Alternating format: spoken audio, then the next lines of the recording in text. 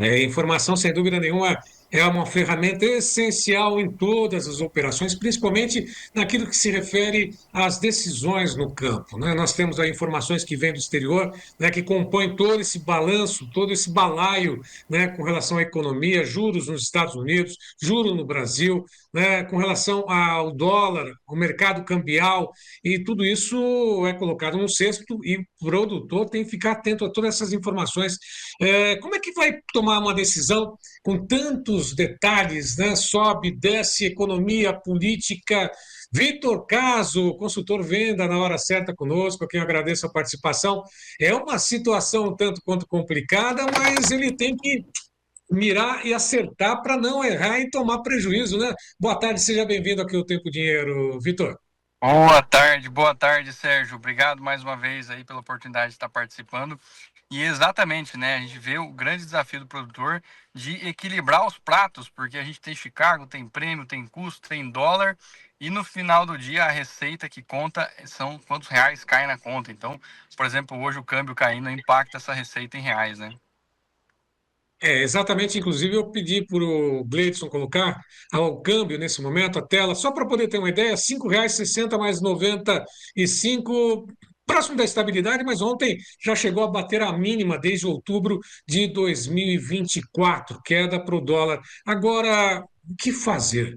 Né? Esta aqui é a grande pergunta que vale uma safra, por dizer, inteira, né? Tanto de É, milho quanto de soja, Vitor.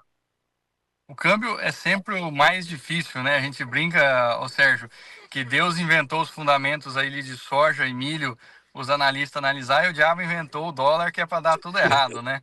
Mas, brincadeiras à parte aí, né? A gente tem que sempre ter um bom planejamento e olhar sempre relações de troca para tomar decisão de custos em reais por saca, né? E também olhar as margens em reais aí, conforme esse câmbio vai movimentando. Bom, câmbio e juros também, né?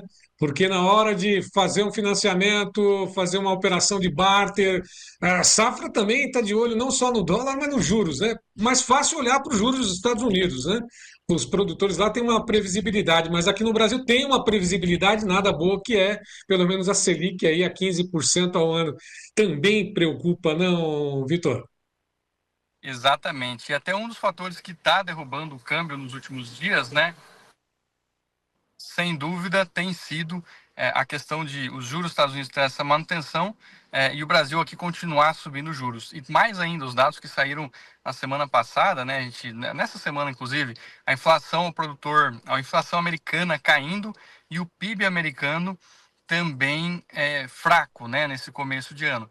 Então, o Banco Central ele tem uma ferramenta só para resolver todos os problemas. É como se ele tivesse uma marreta só na caixa de ferramenta deles, que é subir ou reduzir os juros, né?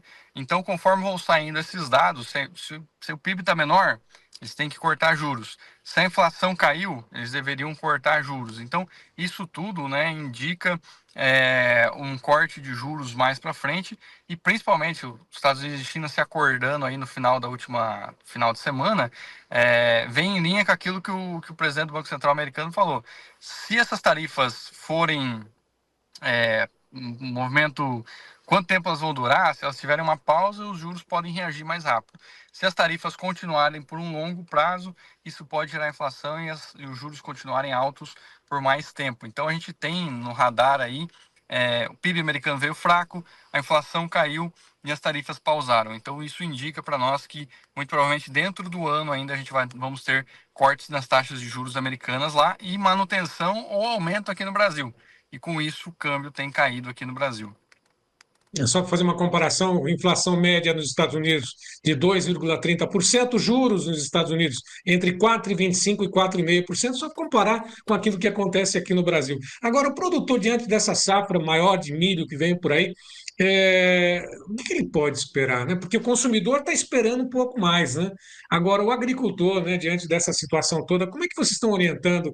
Né, o que está sendo feito? Porque logo em seguida vem para outra safra por aí, né? É, Primeiro com milho, o que está sendo orientado, o que vocês estão falando para o lado vendedor? No lado do vendedor, né, do produtor, a gente veio orientando fazer proteções de baixa, até aqui no Tempo e Dinheiro, com o João Batista nos programas lá atrás, né, comprar put, fazer esses seguros de baixa, ou no caso de não fazer isso, acelerar as vendas aí para um nível de 20 até 40%. Nessa altura do campeonato, às vezes o produtor fala, putz, já caiu demais, será que a gente chegou no fundo? E a gente tem que lembrar, né, de um pouco de regionalismo, como é que vai funcionar. Aqui no Mato Grosso, a falta de capacidade tática, por exemplo, ela ainda é um gargalo e pode pressionar ainda mais os preços.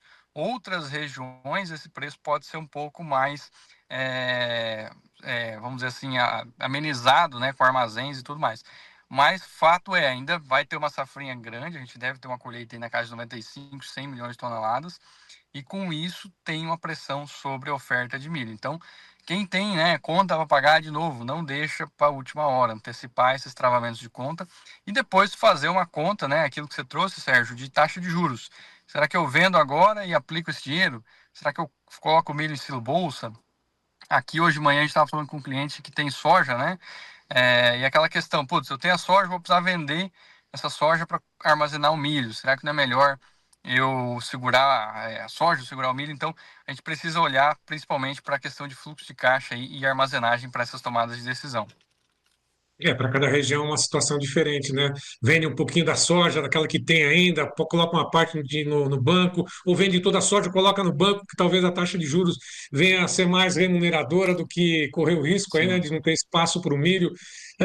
O produtor tem que ficar atento. A lição mesmo é essa, né, Vitor? Tem que ficar atento e É, cada caso é um caso, não existe uma receita de bolo, como eu sempre coloco aqui para que a gente possa refletir. É isso, né? isso. Para os clientes de consultoria que a gente tem, né, a gente monta um planejamento customizado com realidade de colheita, de armazenamento, de fluxo de caixa. E aí, né, o que todo mundo quer é vender 100% do grão no preço mais alto do ano. Mas isso aí é muito difícil, né? Isso aí é acertar a mosca voando. Então, o objetivo sempre nosso, né, é construir um planejamento que você trave custo dentro da média ou melhor do que a média, depois você fazendo vendas e construindo um lote médio e terminar a safra com lucro, com rentabilidade, indiferente se o mercado vai subir ou vai cair. O mercado ele dá o preço, ele é soberano, mas as decisões de venda, as estratégias de comercialização, somos nós que temos que ir incrementando no dia a dia. Para finalizar, Vitor, como é que está o tempo? Qual cidade você está em Mato Grosso agora e o tempo por Sinop, aí? Sinop. Choveu ontem, segunda-feira, deu uma garoazana grande, mas de fato a chuva já deu tchau aqui, né? Ela não está mais chovendo, mas mesmo assim a expectativa aqui é de safra cheia, tá? Tá certo. Vitor, caso o consultor venda na hora certa, né, falando conosco, eu quero agradecer mais uma vez a tua participação. Um grande abraço, bom trabalho para você. Até uma próxima, Vitor. Muito obrigado, Sérgio. Valeu.